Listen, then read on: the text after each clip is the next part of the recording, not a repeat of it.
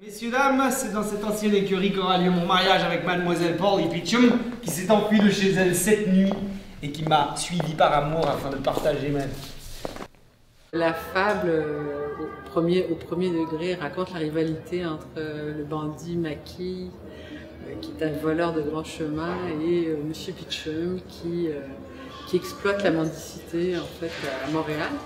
Et Mackie épouse la fille de Pitchum pour des intérêts qu'on découvre petit à petit.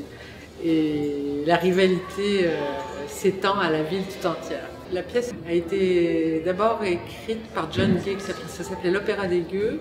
Elle a été traduite de l'anglais à l'allemand et ensuite Brecht a adapté. Donc c'est quand même plusieurs naissances et ça se passait à Londres. Alors, à un moment donné, on a trouvé que c'était un peu compliqué, puis aussi à cause de toutes ces distances-là, on a souhaité la rapprocher de nous.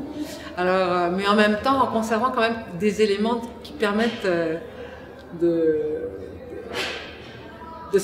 s'identifier aussi pour pas déformer toute l'histoire. Alors on a choisi 1939 parce qu'il y avait la visite du roi d'Angleterre à Montréal à ce moment-là, qui correspond à un événement analogue au couronnement de la reine dans la pièce originale. Les chansons dans l'opéra, bien sûr, sont des chansons qui sont connues du grand public et tout ça.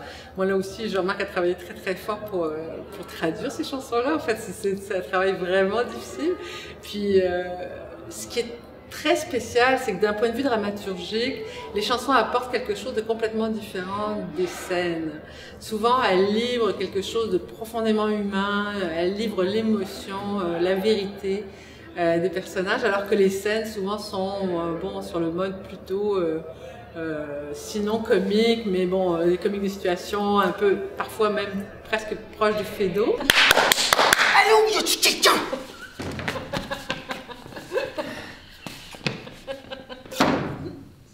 Ah, c'est pourtant pas tous les jours où je me marie! Ta gueule, Tibi.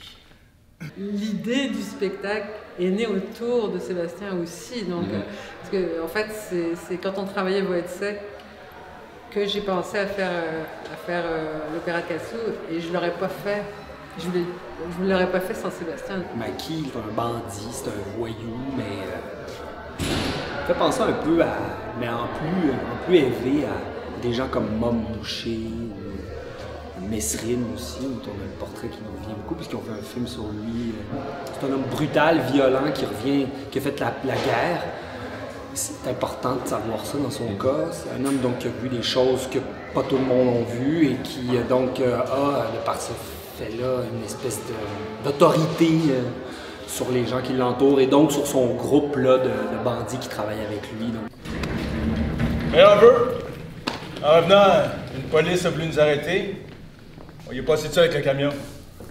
Je me rends compte tout le temps, tu sais, qu'à un moment donné, plus tard dans le travail, je me dis « Ah mon Dieu, il y a tellement de monde qui ont joué ce personnage-là, ça n'a pas de bon sens, je devrais être... » Mais c'est pas quelque chose à laquelle je pense spontanément. C'est jamais au fait que tant de gens ont joué un personnage avant. À partir du moment où on dit « Ok, on enchaîne, on fait une scène », mais la convention est tellement forte que tout le monde sait très bien que tu es le personnage.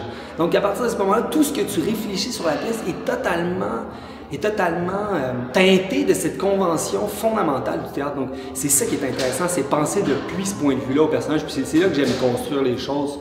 Jean-Marc a fait un travail extraordinaire là, sur la pièce, à la fois bon, sa langue qu'on connaît si rythmée, si musicale, puis en même temps la truculence aussi d'un parler populaire qui est très très drôle. Hein. Puis bon, puis aussi on a fait un travail de resserrement, disons, de l'intrigue aussi, parce que il y avait quand même, c'est quand même un spectacle qui a une certaine longueur, là, puis on a essayé de resserrer à l'essentiel. J'essaie de faire des choses qui sont différentes à chaque fois. Je n'ai pas tellement le goût de reproduire une forme, mais j'avoue que celui-là, c'est quand même un énorme défi pour moi personnellement.